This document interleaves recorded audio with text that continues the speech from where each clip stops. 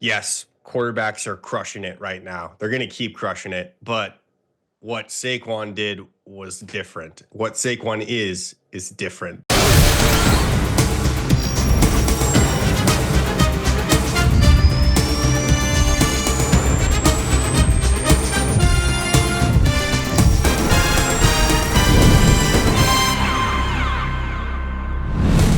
Welcome to the NFL on Fox podcast presented by Verizon, the NFL powered by Verizon 5G. I am your host, Dave Hellman. We've got a great show for y'all today.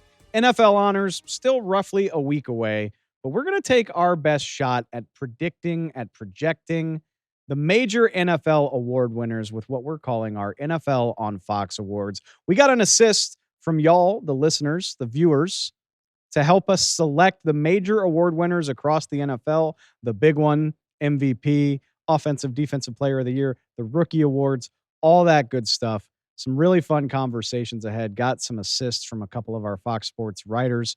Really fun show as we preview awards season heading into Super Bowl week. Check out our NFL on Fox awards.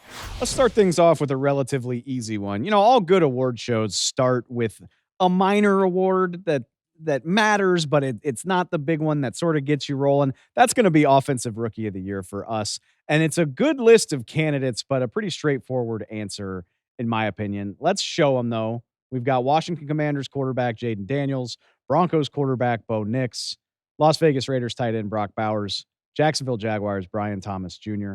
Loaded year for the 2024 draft class in terms of offensive production. Obviously, Jaden Daniels, number 2 overall pick, came into a Commanders team with low expectations, led them to 12 wins, a trip to the conference championship game, 3,500 passing yards, almost 900 rushing yards, 4th highest total yardage output for a rookie in NFL history, 31 total touchdowns on the season. That also ranks 4th ever behind some pretty notable company, guys like Justin Herbert, Cam Newton, that sort of thing. Obviously, it's a regular season award, but it's hard not to think about Jaden Daniels going on the road in the playoffs, leading back-to-back wins to get to the NFC Championship game, taking down the Tampa Bay Buccaneers and the Detroit Lions.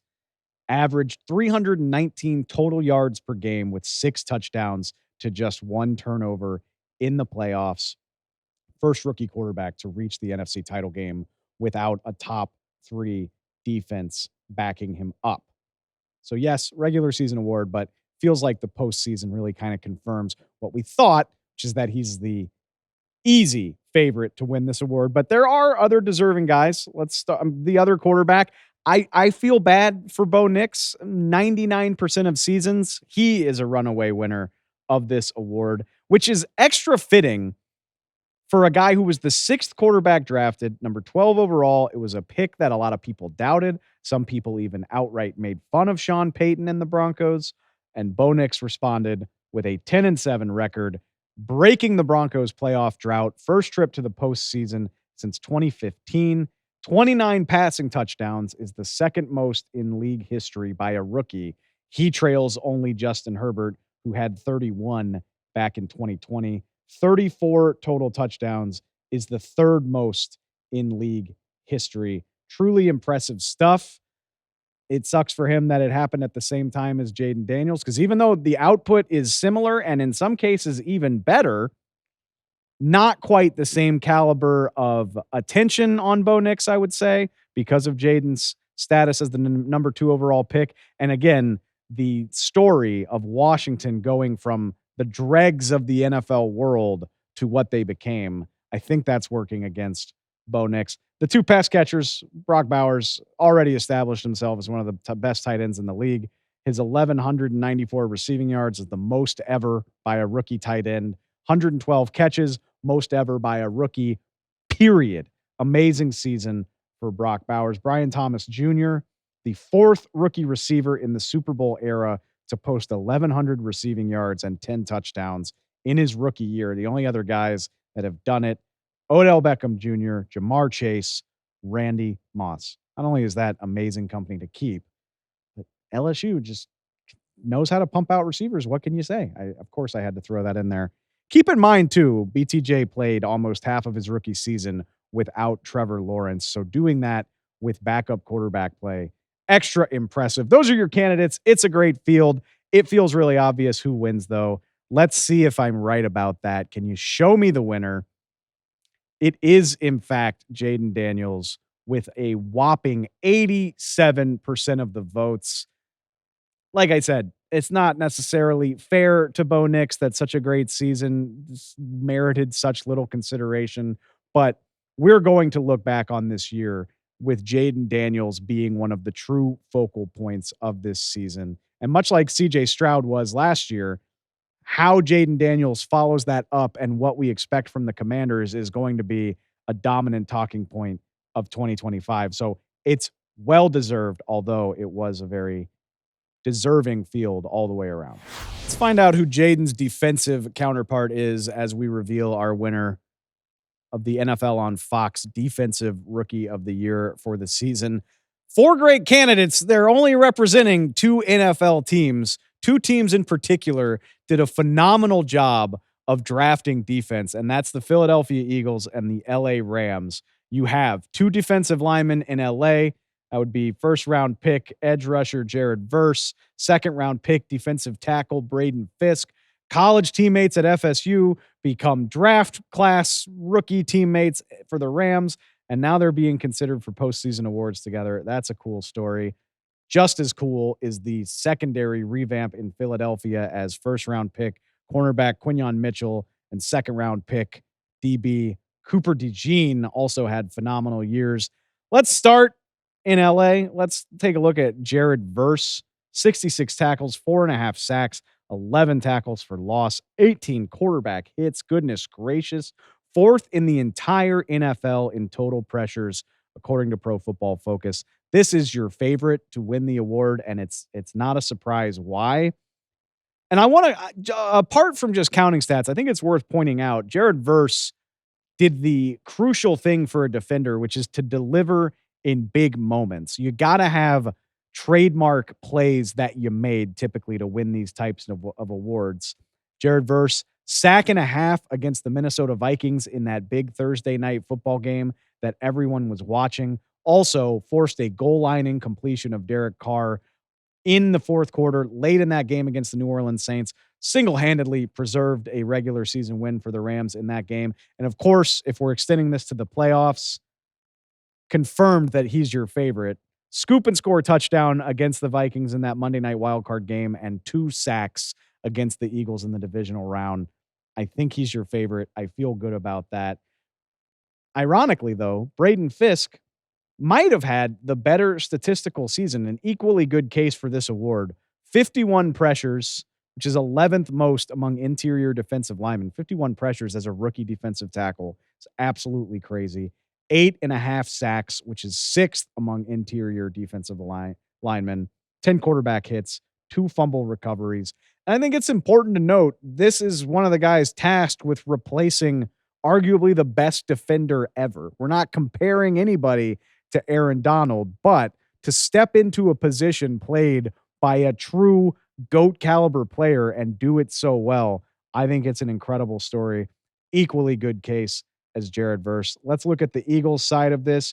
Quinyon Mitchell, I hate it for him that he didn't have the true counting stats to get the credit that he deserved for how well he played. The Eagles drafted him in the 1st round. They trusted him to be a starter at one of the toughest positions in the game from day one. And boy, did he ever deliver. 46 tackles, 12 pass breakups in 16 starts. He had the 13th best coverage grade in the NFL, according to PFF, as a rookie. So he's an upper echelon cover corner from day one. The only problem, like I said, you need signature moments. You need standout games, and good coverage just doesn't have a lot of juice. His first interception of the season didn't come until the NFC Championship game. That, unfortunately, is a big part of winning this award. Not that he didn't have a phenomenal year. Similar thing could be said for Cooper DeJean.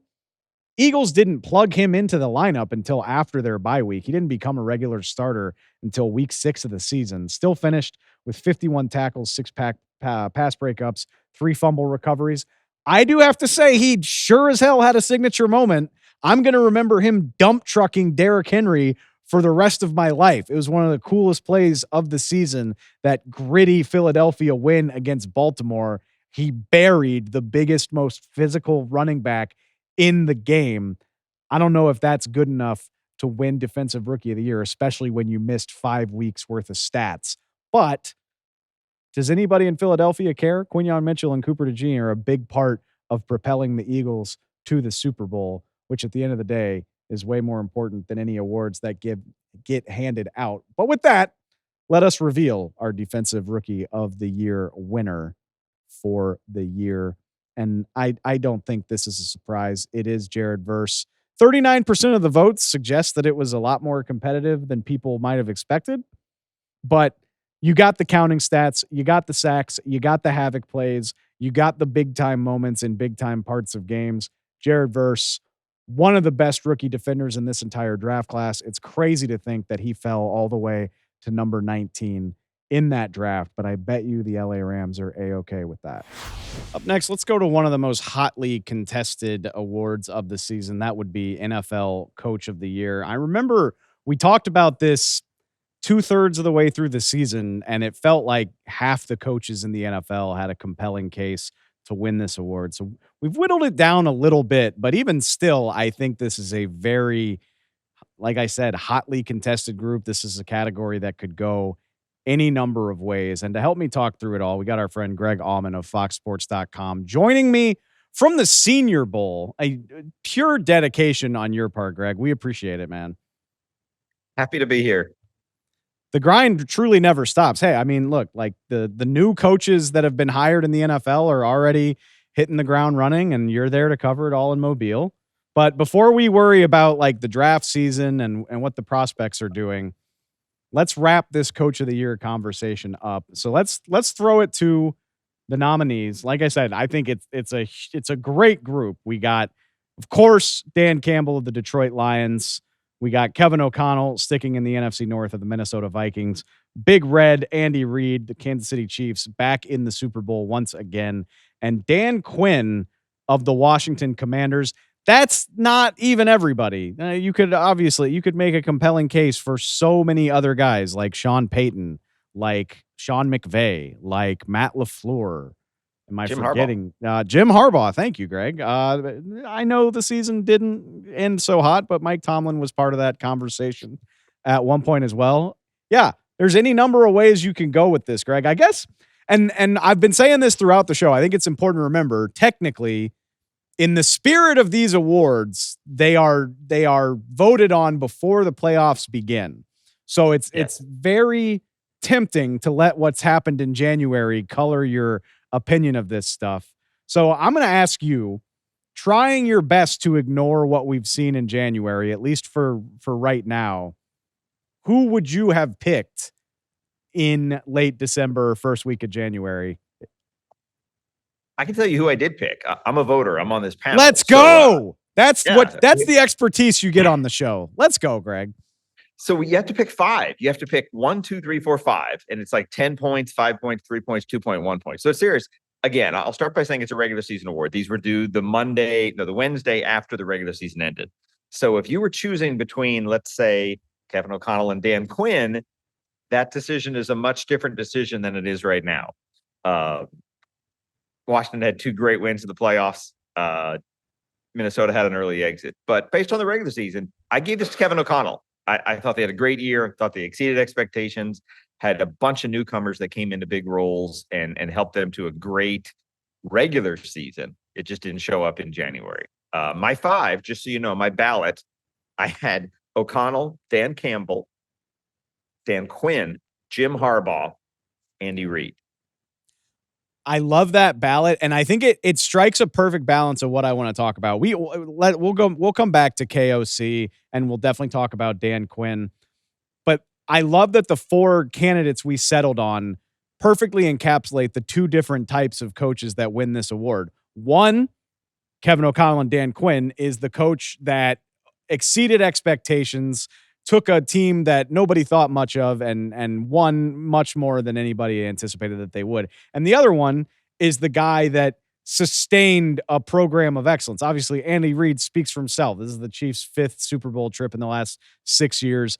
And Dan Campbell has managed to turn the Lions from the plucky underdog that won more than they were supposed to, into the team that entered the season with the target on its back and got all the way to 15-2, number 1 seed, et cetera, et cetera. How do you weigh that? Like, how do you weigh the candidacy of the coach with the good team who delivered on what he was supposed to versus the coach that exceeded low expectations? Right. It's really easy for the default be that you reward unexpected success, because we all thought Lions and Chiefs would be 1 seeds and own their conferences and all that. So it's like, oh, wow, you did that. Great job. And Dan Campbell deserves a lot of credit for persevering through a ridiculous amount of defensive injuries. Aaron Glenn, much the same way, deserves a ton of credit in that they could have fallen off. They could have absolutely dropped off in the second half of the year, and they didn't. Andy Reid, again, the expectations, the weight, and the burden of a potential three-peat is huge. And they're basically a 16-1 team if they want to. They're 15-1 when they needed to be. You could make a really good case for either of those. Just getting it done when they were supposed to, not letting the weight of high expectations change their teams in any way. I still kind of go with the who exceeded the expectations, who surprised you and found success where it wasn't necessarily expected. And the most compelling challenger might have been Dan Quinn, to see the rumblings of what they would be in the postseason, in them finishing the year with all those, whatever it was, 5 straight wins on the last plays of games, to really take hold of the momentum in the NFC. I mean, what they did in 2 road playoff wins was not really surprising once you saw who they were at the end of the season. I've been thinking a lot about this once I knew we were going to talk about it. And full transparency, I don't vote. I didn't have a vote. If I could take myself back in time, I think I'm voting for Kevin O'Connell. The job that he did with Sam Darnold, bringing him back to football life, getting 35 touchdowns, best record from a wild card team ever, team that was widely expected to finish 4th in its division. That's who I would have voted for. And I do have the benefit of hindsight. Maybe we weren't giving enough credence to Dan Quinn. And I think the reason is because it's so obvious to identify Kevin O'Connell as the quarterback whisperer, the guy that gets the results out of Sam Darnold. He got results out of Josh Dobbs and all these other backup quarterbacks last year. We very much know the impact that he can have on a quarterback, and Dan Quinn doesn't do that. Dan Quinn coaches defense.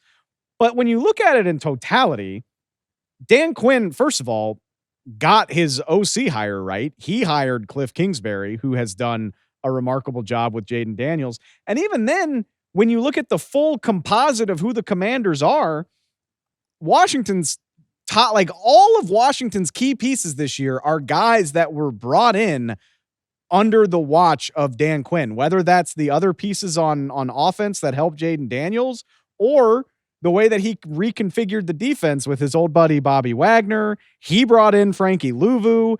He helped draft Mike Sainristil. Jeremy Chin is another piece. Like, Dan Quinn's DNA is all over this team, and I think people overlooked it because he doesn't necessarily have his, he's not in Jaden Daniels' ear in between every play, and I'm not sure that that's fair. No, absolutely. It was really cool. I covered Washington in week 1, and I covered them in the first round of the playoffs. And both times, even though I was in Tampa, I wrote about Washington. I wrote about Jaden Daniels. So it was really neat to see the progress and the development and the maturity of his team. And that, I mean, they lose like 37-20 in week 1. Looks like you'd think a team with a rookie quarterback and a first-year coach, everybody's new, and they really came together. And I mean, for them to win and then to see what they did in the second round of the playoffs, obviously, they're not alive now, but that's the only thing you can ding them for. For a first-year coach to take hold of a franchise, they were 4-13 last year. Had the number 2 pick in the draft, and were one of the last few teams standing. That really speaks a lot for what Dan Quinn has done, and he'll have a big chunk of that back. And I mean, the NFC East now, it's probably just Philly and Washington still, probably, but those two, that'll be a real battle next year, and Dan Quinn's a big part of that. That in itself is a reason to vote for Dan Quinn. Is like, we're talking about Washington as a team with staying power. Not only were they 4-13 last year, they've been sorry for 98% of the last 35 years. It was their first season with more than 10 wins since 1991. First trip to the NFC title game since 1991. I know that's, we're not supposed to consider that when we vote on these awards, but it is a incredible turnaround, not just in terms of the team's performance, but the vibe around a franchise. So without further ado, I feel like by my tone, I might be giving it away, but let's go ahead and show our award winner. And it is, in fact, Washington Commanders head coach Dan Quinn with 48% of the votes. So I think that speaks to how competitive this was, that the winner has 48%. I already said it. I probably would have voted Kevin O'Connell at the end of the regular season. I don't necessarily think that's fair. And I mean, this is a hotly contested race. I don't really think there's a wrong answer. And yes, I think Dan Quinn's playoff success is coloring these results a little bit. But I guess my point is that maybe it shouldn't have. Yeah. Oh, no. I mean, it's not hindsight for us. It's the award we're giving out now. So if you want to give it out today, it's a different vote than if you gave it away 3-4 weeks ago, for sure. I don't mind that. I think, to give out regular season awards and not have the full context of other things that really matter in the success and failure of a season, that's not a bad thing. I think it's probably more complete to give that award right now and to give it to Dan Quinn, probably. It's a valid point. Maybe that's something worth considering. I mean, if we wait until 3 days before the Super Bowl to hand out these awards, maybe we do take the rest of that into consideration. That's a conversation for another day. This was a really fun Coach of the Year race. And like I said, I think Dan Quinn probably slipped further below the radar than he deserved to, but I'm happy to see him get this recognition here. We'll see what happens at NFL Honors. Greg Allman, I appreciate it, brother. Take care. Good to see you, man. Thanks again. Let's keep it pushing with our NFL on Fox Comeback Player of the Year. 4 choices, 2 guys that overcame injury in 2024 and 2 guys that overcame adverse circumstance, to say the least. Let's throw the candidates up there. Of course, we've got Bengals quarterback Joe Burrow, who recovered from a wrist injury last season, missed the second half of the season with that injury, bounced back in a big way, led the league in passing yards, passing touchdowns, et cetera, almost 5,000 passing yards. Sam Darnold, he came back from the NFL wilderness, if you will. Obviously, a failed stint with the New York Jets, some up and down time with the Carolina Panthers, spent a year as the 49ers backup, and jumped back onto the scene as the first player in league history to win 14 games in his first season with the team, 14-3 with the Minnesota Vikings, 4,300 passing yards, 35 touchdowns. Not bad for a guy who signed on as an afterthought. Obviously, there's J.K. Dobbins,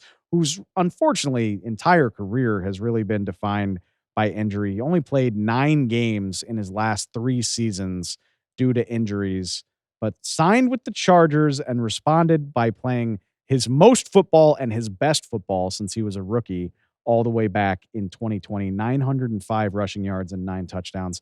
Lastly, Damar Hamlin, not a comeback in the strict sense of the word, because he did play last season, appeared in 5 games and played special teams for the Buffalo Bills, but obviously still just 2 years removed from that terrifying near-death experience at the end of the 2022 season where his heart stopped in a game against the Cincinnati Bengals. He returned last year. Like I said, he played special teams. He appeared in 5 games. I think if you're wondering why he is on a comeback player of the year list in 2024, it's simply because of the magnitude of what he did this year. He didn't win last year in favor of Joe Flacco, and people who didn't vote for him said it was mainly because he didn't do enough. He played 16 snaps of defense. I think that's a little bit preposterous. I think coming back from a literal near-death experience is worthy of winning it.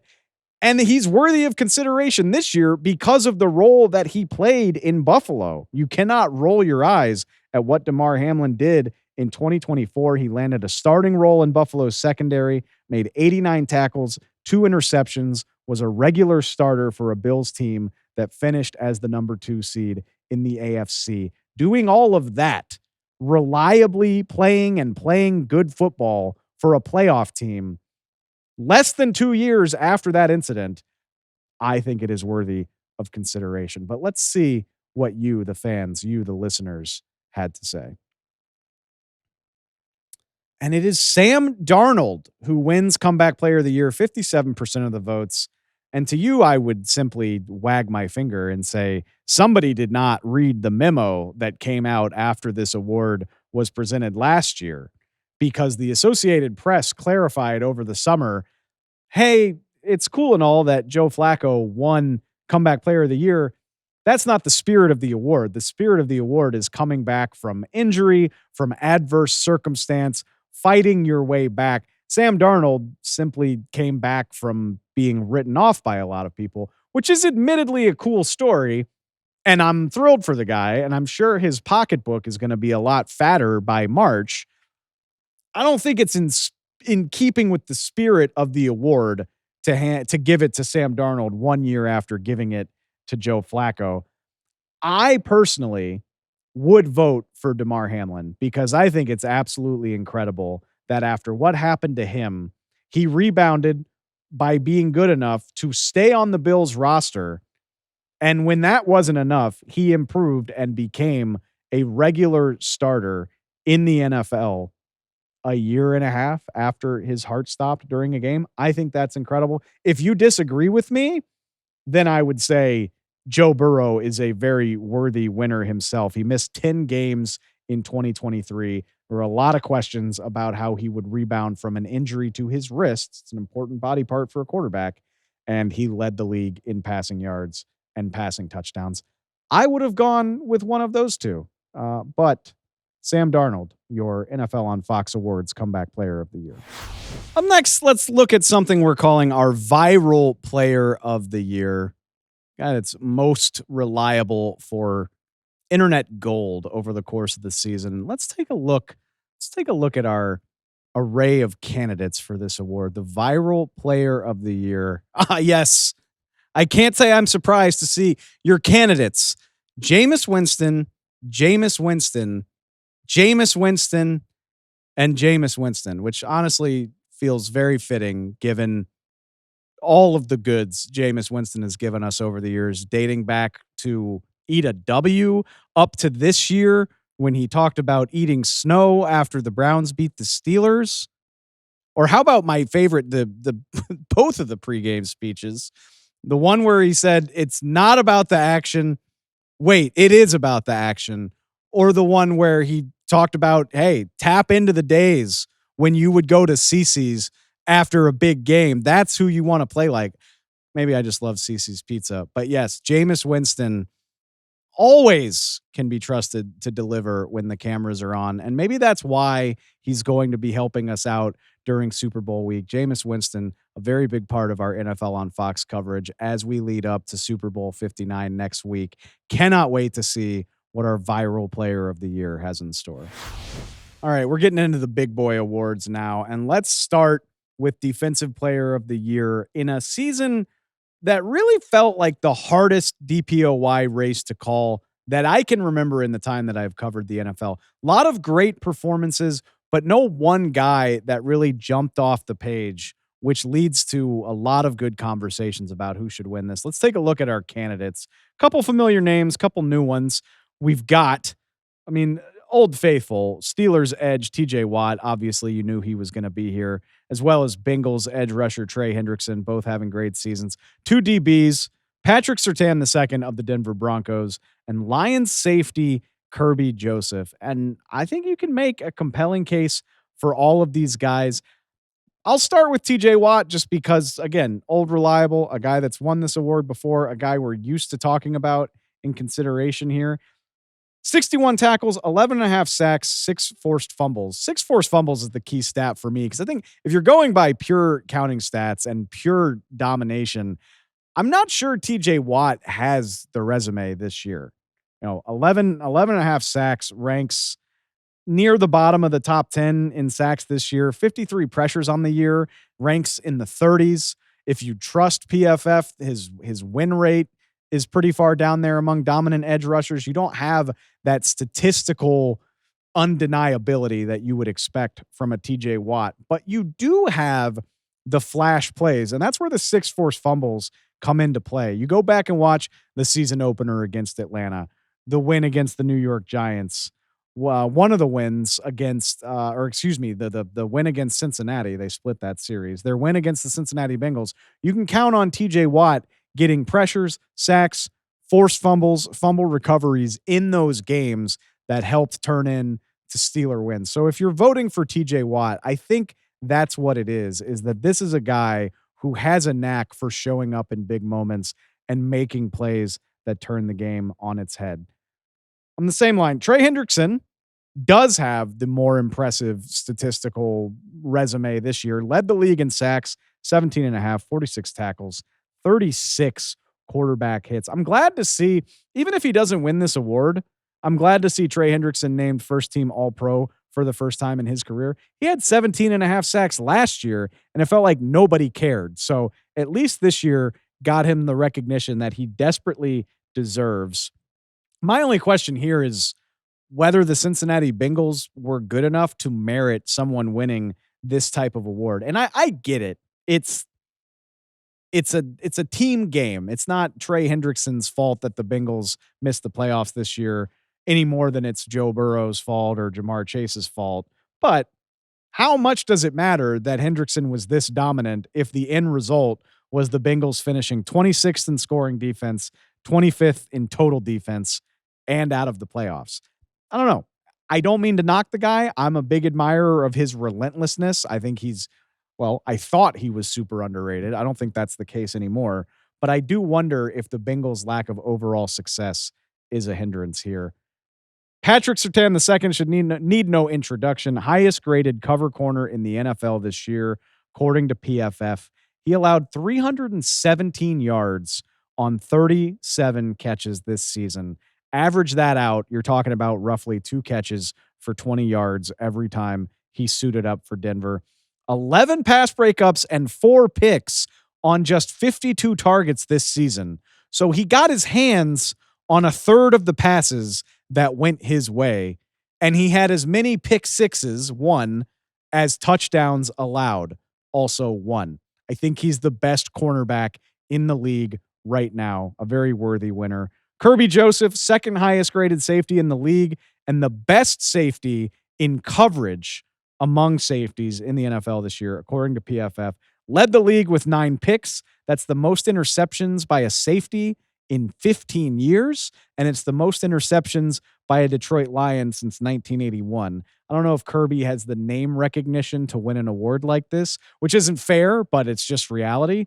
But a hell of a season, really, from both of the Lions safeties this year. Can you take me to the winner? And it is Patrick Surtain II of the Denver Broncos, coming in with 44% of the vote. I think this is perfect, honestly. And it's not, I don't think, going to be remembered as like a singularly dominant, memorable season by Patrick Surtain, but he was the best corner in football this year. He played like it. He deserves to be recognized for it. And we've said on this show, it shouldn't just be an award for pass rushers and guys who get sacks. And there was not a pass rusher who was so dominant that it deserved consideration. I would rather Patrick Surtain get recognized for being the best corner in football than just give it to a defensive end because he had a bunch of sacks. That's fine when it is a singularly impressive season, but I don't think we got that this year. And so I think it is perfectly fair and good to recognize Patrick Surtain for the season that he had. He is a monster. He's the best cornerback working in football right now. This award would cement that. I'm good with it. On the flip side, let's get to our offensive player of the year. 4 juggernauts in this category. They don't need an introduction. I'll give them one anyway. We've got Eagles running back Saquon Barkley and Ravens running back Derrick Henry. 2 of the big stories of the season, the rushing renaissance. It was personified by these 2 guys and what they did for Philly and Baltimore. And then 2 Bengals teammates, Joe Burrow, Jamar Chase, the leading passer in the league and the Triple Crown winning receiver in the league. Not a surprise to see them here. Start with Saquon. I think he's one of the stories of this season. I don't know how much we need to say. 2005 rushing yards. He could have broken Eric Dickerson's record if the Eagles hadn't been so good that they didn't need him for the final week of the season. Averaged 125 rushing yards per game. He had 8 games this year with 146 or more yards. 4 rushing touchdowns of 60-plus yards during the regular season. Another 3 in the playoffs. He's a virtual shoo-in to break Terrell Davis's record for regular and postseason yardage when he plays in the Super Bowl. He needs 30 rushing yards and 3 receiving yards, respectively, to break those records. So he won't break Dickerson's record, but I think it's a near lock that he will break Terrell Davis's record for combined yardage between regular and postseason. I think that really kind of hammers it home. One of the best free agent signings in history. And it's a shame for Derrick Henry because it overshadows what was equally an amazing season for him. He was neck and neck with Barkley for half the season. I mean, he was the favorite to win all of these awards up into like late November. 1,921 rushing yards, tied for the league lead with 16 touchdowns. It's kind of insane that by January, it felt like an afterthought compared to Saquon Barkley. 5 rushes of 40-plus yards, plus another in the postseason. 87-yard touchdown run against Buffalo in week 4 was the second longest run of the season. So not just one of the best workhorses in the NFL, but still at the age of, I believe, 31, still one of the best big play running backs in the NFL. Jamar Chase, much like Trey Hendrickson, I think every Bengals player has a better case for this award if the Bengals had been a better team.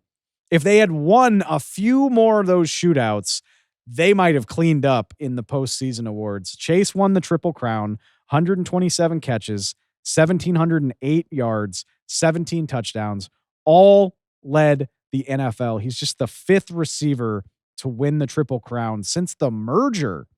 Cooper Kupp did it a few years ago. Steve Smith did it in the mid-2000s. Sterling Sharp back in the early 90s, as well as the GOAT, Jerry Rice. So that's the company Jamar Chase is keeping. And then, of course, Joe Burrow got him all of those catches and all of those yards, led the league in passing yards, led the league in passing touchdowns, completed 70% of his passes. I think the issue, again, with the Bengals, if you find a way to win even some games where you allowed like 35 points, we would be having a different conversation. Cincinnati missed the playoffs by 1 game. Remember, Kansas City no showing against Denver in the regular season kept them out in week 18. Cincinnati went 5-5 in games in which they scored 27 plus points. 5-5 when your offense is scoring roughly 4 touchdowns. It's why you're not in the playoffs. It's why I don't expect a lot of these guys to win major awards. At the end of the day, it's not just about individual success, but how that contributes to where your team goes. And I have a feeling I know who's going to win this. So let's just go ahead and show it, if you don't mind. And it is, of course, Saquon Barkley, backward hurdling guys. Just one of the 24 insane things he did this year. 84% of the vote. What are you going to say? Yeah. How can you give an award like this to somebody that missed the playoffs when Saquon hit 2,000 for a team that is about to play in the Super Bowl, was the number 2 seed in the NFC? It's not fair. It's reality. It was an incredible season for Saquon Barkley that may help redefine how we view running backs in the next few years to come. I think Saquon and Derrick Henry, what they did this year, both of them, it's going to have a ripple effect on how the league plays. But we'll get into that conversation a little bit later with Henry McKenna. That's a tease for the next one, which is the biggest award in the show.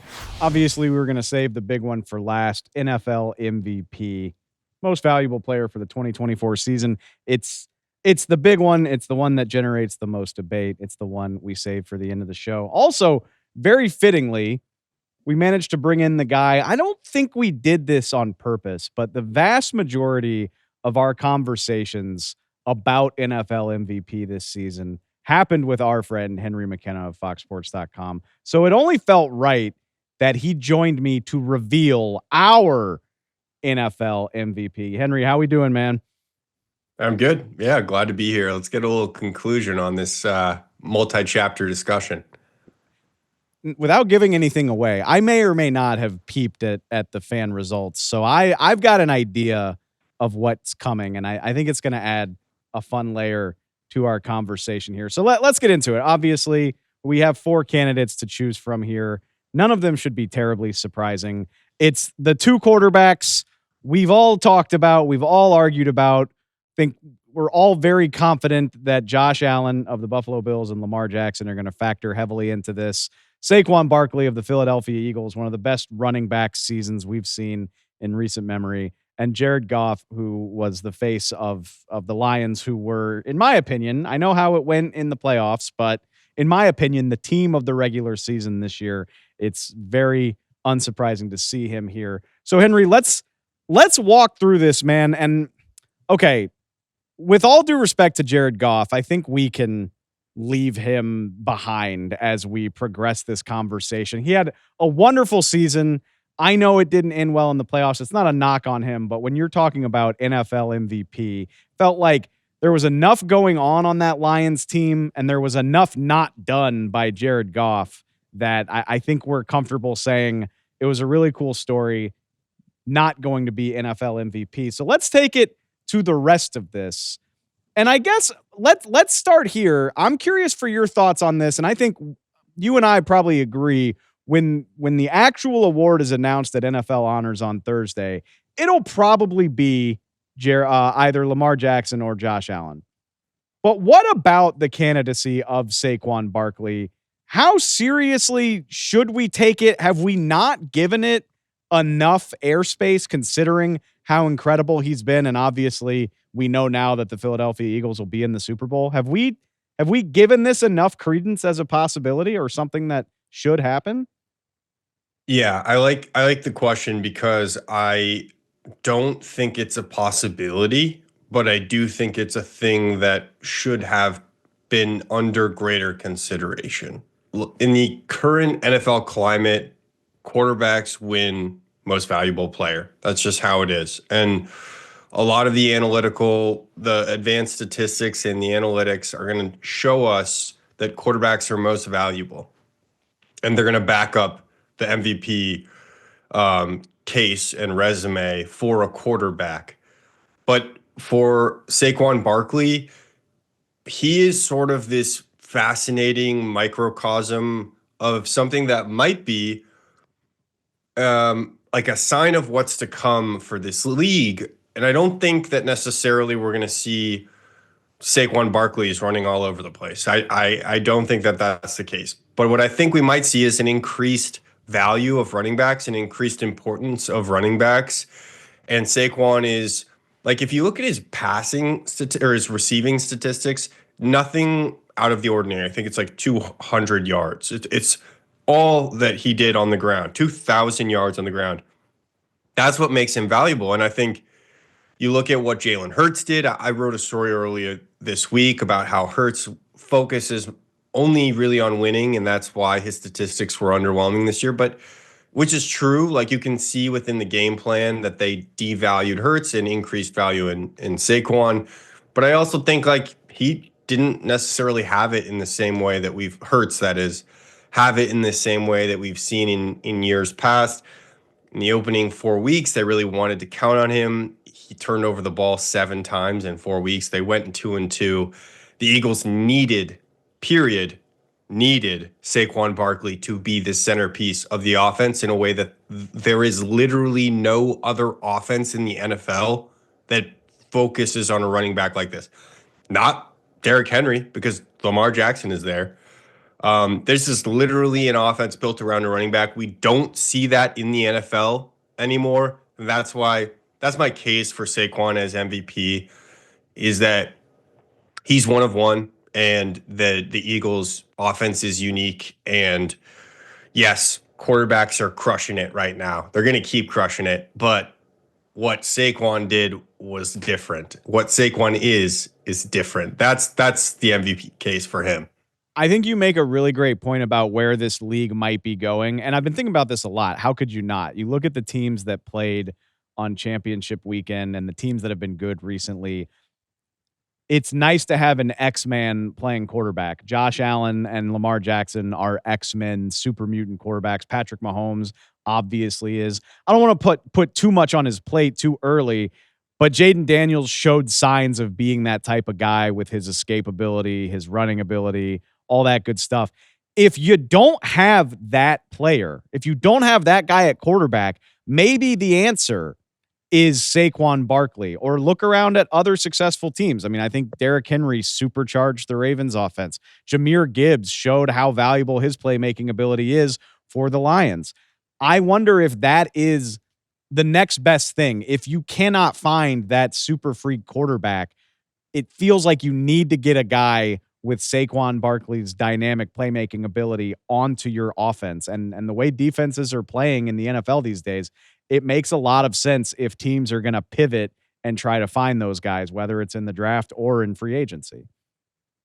Yeah, I think of Bill Belichick often in situations like this where we're thinking about big trends in the league. What Belichick was doing at the end of his tenure, and unsuccessfully, obviously, but what he was doing was moving to Ramondre Stevenson, the Patriots' oversized running back who could both catch and run the ball between the tackles off the edges. He is a much more dynamic back than they've displayed over the last few years. The idea that he could be a three down player in an NFL where the personnel more than ever is designed to stop the pass, where the nickel defenders are like 175 pounds, where the cornerbacks are under 200 pounds, where the linebackers are under 230 pounds, right? The sheer mass of current NFL defenses is outlandishly low from a historical standpoint. And I think what Belichick saw was a simple matter of addition. Like, he thought, you know what, we could weigh more than a lot of these other teams and just bully them and just take control of the middle of the field. The Eagles aren't exactly that, but like, they're a pretty big football team, from Jalen Hurts, who squats 600, to Saquon Barkley, who also squats 600, to AJ Brown, who's like 6'1" and 220 pounds, and sort of like the old school prototype of receiver, in that he's larger than most of these wide receiver ones who are much more slender than they used to be. This is a group of bullies on the Philly offense, and I think if Belichick probably would have designed an offense, it would have looked something like this. Right now, of course, he's at UNC, so it's irrelevant. But that's kind of my thought is like, okay, it's a lot easier said than done with college emphasizing lighter players too, but it is fascinating to see it at work in Philly, because on one hand, you've got the Chiefs that have sort of done this as well in the Super Bowl, where they're like emphasizing the run more than they ever have. And Mahomes isn't having his best or most prolific season of his career. So we are, and even the Bills like really emphasized the run this year. So we are seeing teams that can play bully ball do it. And the reason, I think, is that numbers, the poundage metric. It's obviously way easier said than done to go find a Saquon Barkley. He's a mutant in his own right, but I think this is a trend that's going to gain steam, especially with what we've seen this year. Let's wrap up the candidates. I'll make this simple. I think Josh Allen versus Lamar Jackson is picking flavors of ice cream. I don't think there is a right answer or a wrong answer here. I'm gonna say, and I did not have an MVP vote this year, just for what it's worth. If I did, I would have voted for Lamar Jackson at the end of the regular season. I think it was a singular season, even by his lofty standards. First player with 40 pass touchdowns and 4 or fewer interceptions. First player with 4,000 passing yards and 800 rushing yards. He led the league in passer rating. His passer rating of 119.6 is the 4th highest in the history of this league. I got 10 more of these that demonstrate why I think he was the most valuable player in football. The fun part about it is I think you can make an equally compelling case for Josh as well. All right, so now I'm going to do it. Here's the case for Josh Allen. I think I'm going to say the thing that's kind of annoying first, which is that I think if you really sit down with the film, you'll see the degree of difficulty for Josh Allen was genuinely more challenging than Lamar Jackson. And I think that's kind of annoying for the average fan who's like, well, I don't care about the all-22. Like, I don't sit down with the all-22. I'm looking at the numbers, and the numbers are preposterously like weighted toward Lamar Jackson. So for that fan, I think the other thing that we should think about is third and fourth down.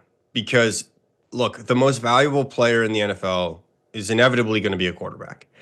And the skill, more than anything, is that we want our quarterbacks to be winners, and we want them to help our team win by converting third and fourth downs. So yes, Lamar Jackson actually, by advanced statistics, had a better EPA, better expected points added than Josh Allen. But on third and fourth down, that's where Josh Allen shined this year. So on third and fourth down, Allen has a total EPA of 42.7 with a 0.28 EPA per drop back. In the same situations, we saw Lamar's total sit at 30.1 with an EPA of 0.21 per drop back. So in both statistics, we see Lamar come up short from Josh Allen. And this is with, Lamar having two elite tight ends that would be, the best in most NFL offenses. They'd be the best tight ends on their team. And Zay Flowers being a superior receiver to basically every receiver that Josh Allen was working with this year. Even, I would say, Amari Cooper, who came in at midseason and didn't look competent in that offense, didn't look like he had full command of it at any point. So I think that given the degree of difficulty, given what we saw in film and the true spectacular nature of what he was doing, and given that the stats actually back up the fact that he was doing something spectacular on the downs that mattered most, that Josh Allen is actually the most valuable player by that logic. Because in the moments that were most valuable, he was the best player. And even to the degree that he was actually better than Lamar in those most valuable moments. I think the most compelling part of that for me is definitely that this was a Bills team that, quote unquote, took a step back in its offensive personnel. I would agree that in totality, you like the Ravens pieces more than you like the Bills pieces, even though several members of the Bills offense really shined with these bigger opportunities in 2024. I agree with you on that. I think it's a testament to how singular Lamar Jackson was. And I understand Derrick Henry is a big part of that. I understand Zay Flowers had a phenomenal season, but we just haven't seen much raw output at this level as consistently as Lamar did it. And when you remember, the voting for this is technically done before the playoffs, I think you can make more than a compelling enough case. But we've talked enough. I'm curious to see what the listeners and what the fans thought. So without further ado, can y'all reveal to me the NFL on Fox podcast NFL MVP? Saquon Barkley with 58% of the votes. Henry, I think this is how you can tell that that these votes were made after the postseason concluded, because having watched Lamar and Josh fall short of the ultimate goal, I think it becomes a much more compelling case. Saquon, obviously, 442 yards in the playoffs this year. Basically, I can't quite say carried, but was a huge, huge part of getting the Eagles to the Super Bowl. I understand how he wins in this situation. I don't expect him to win at NFL Honors next week, but to the conversation we had earlier, maybe this is something that should be considered more heavily. And maybe I don't expect to see this every single year, but maybe the type of season we saw from Saquon can open people's eyes to the idea that this isn't actually just a quarterback award, even though it's felt like one for quite some time at this point. Right. And CMC was a good example of a player who was ascending at the right moment in an offense that was ready to feature him in a really intense way. And then there are, I don't know, looking at the running back position around the league, there are players who could be, the next guy in line. I mean, even Ashton Jaunty, the Boise State running back coming out of the draft that many people have connected with the Cowboys. That's a guy that I think could potentially do something Saquon like, maybe in a few years, maybe in 2025. So, and then obviously Bijan Robinson, I think, is still sort of like waiting to get unlocked by the right situation in Atlanta coming into place. So a number of transcendent talents at the position around the league, and I think Saquon it ultimately is getting, I think it was 56 or 54% of the votes, because he is the best running back on the planet. And not maybe I don't know. It's hard to argue that he's the best playmaker on the planet right now, given what we just said about Lamar and Josh Allen. Because I actually agree with everything you said about Lamar Jackson. I just get especially defensive about Josh Allen because I feel like the case needs to be made, baby. But anyway, yeah. So I don't know. What do you think? What's the deal with Saquon? I'm in a perfect world, for the record, I've said this a few times. In a perfect world, Josh and Lamar could share this award this year. I don't enjoy picking a winner because I think they were both that sensational this year. Again, I don't expect this from Saquon, but I love that we had the conversation. I think if anybody since Adrian Peterson in 2012 has been deserving, it is him. And I guess the best compliment I can give him is that I hope this season opens people's eyes to the importance of the running game, to the importance of having a player of that caliber back in your backfield. And I got to give you credit, man. That's a hell of a tease. Not just Bijan Robinson, but we're getting a little Ashton Genty talk on the pod early. And that's definitely something we're going to have to watch as the draft gets underway. Because regardless of whether he's with the Cowboys or anybody else, if he lands in the right situation, that's the type of guy that's going to be a household name right away. So well done to you for not just helping me recap 2024, but setting the table for 2025. This was a lot of fun, man. I'm looking forward to seeing who officially wins it. I'm guessing it's Lamar Jackson, but I think we made 3 really compelling cases here. So Henry, thank you very much, man. Yeah, I appreciate you. Have a good night. That does it for our NFL on Fox awards. That does it for our show. We will be back on Monday to help you kick off Super Bowl week. We got you covered. We got game previews. We'll have coverage of opening night. And of course, we will be in New Orleans to get you all the best content, all the best interviews, news, insights. That's coming your way. We got a loaded week. Super Bowl week is here, or it will be here, and we will be there to help you cover all of it. Make sure you are subscribed, Spotify, Apple Podcasts. Go find us on YouTube. We got so much coming at you as the Chiefs and the Eagles get to New Orleans and get set for a great Super Bowl. I am looking forward to it. I will see y'all on the other side of the weekend. As always, I appreciate it, and I'll talk to you real soon.